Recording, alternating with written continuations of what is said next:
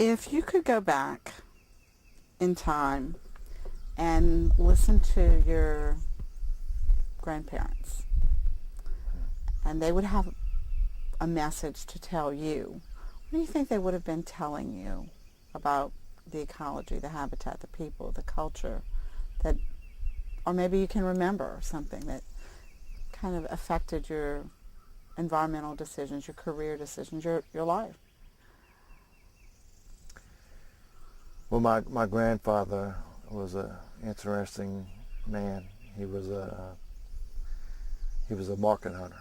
He hunted ducks for a living, um, and he worked in the environment all his life. He also was a tree topper. Uh, my dad used to tell me that your grandpa was a tree topper. I didn't understand the significance of that, but he'd climb up cypress trees and cut off the tops before it was sawed and felled.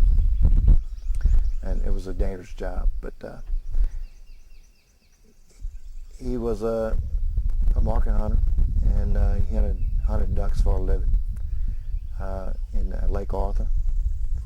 And he lived in Hornville, had 10 kids.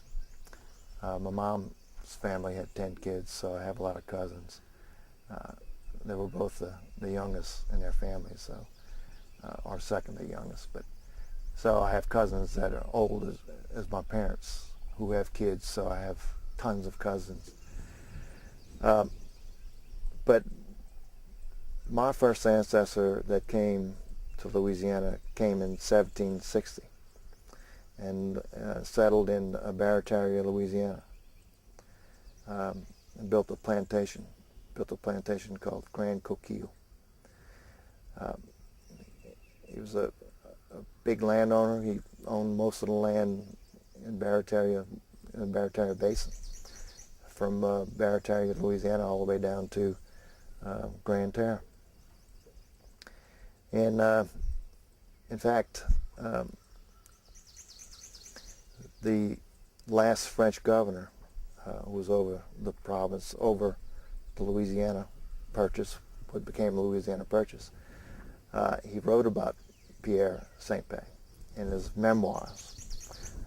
And Pierre Saint-Pé, at the time the French governor met him, was working in his fields and building levees. These were small levees, nothing like we have now, but he was working in canals in the field, and he was working with the water. So that just shows the living with the times, and that shows that people back then lived with the river without the levees. But people down here eventually had to build levees because people upstream from us in the upper watershed, built levees, and they lived in the floodplain, and no longer did the river spread out. It was confined to those channels. So we had to build higher and higher levees down here. Otherwise, we couldn't live here. So there's been a lot of changes since Pierre Saint-Pé. The population is a lot different than it was back then. There's a lot more people. There's a lot more people that would be flooded with water from the river. So there's been changes, a lot of changes. When we come to restore it, do we want to revert back to 200 years ago? No, we cannot revert back to 200 years ago. Number one, we couldn't if we tried, because the land losses really started occurring within the last 75 years. We destroyed in 75 years what it took the Mississippi River 7,000 years to build. And the river has changed a lot, drastically. It's no longer the river it was when they built this place. and it doesn't have the sediments in it. So we need to harvest those sediments from where they are in the river, the bottom. They're in the bottom of the river. Sediments on the bottom of the river.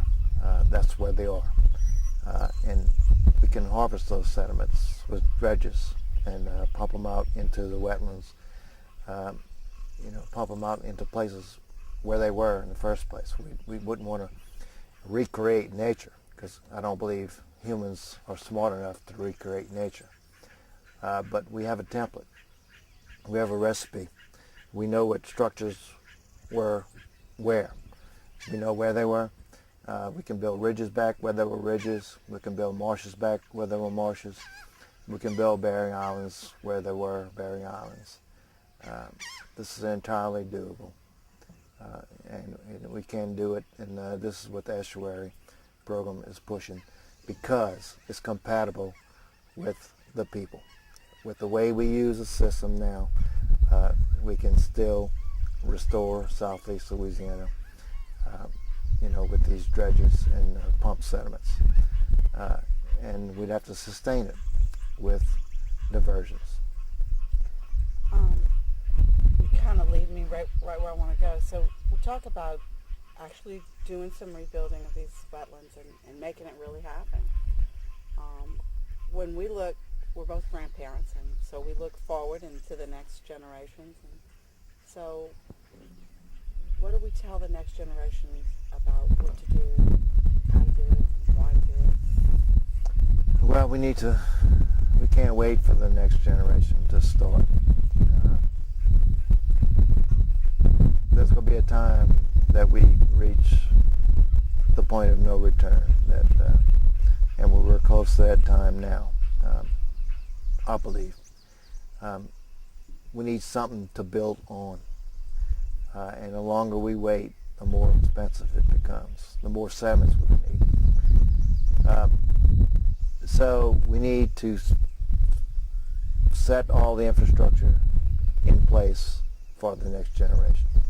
We need to start pumping sediments, start making land, and this will continue on into the next generation. But we need to start now. We cannot wait for the next generation to start building land. And we are building land in places, but this needs to be a much bigger strategy. We cannot fund these small projects, single projects at a time. We need to prepare the infrastructure to pump a lot of sediments. Pump sediments until the pipes wear out, rather than pumping pipe, laying pipe, pumping sediments, then removing the pipe. That's not an efficient way to do it. The cost per cubic yard becomes very expensive. We need to lay the pipe and pump sediments until we wear out the pipe. Finding different funding sources to pump through the same pipe, and that way the cost per cubic yard is driven way down, much lower than what it is now, and we can do this. I'm glad to hear you say we can do this. I think that's a message that people need to know.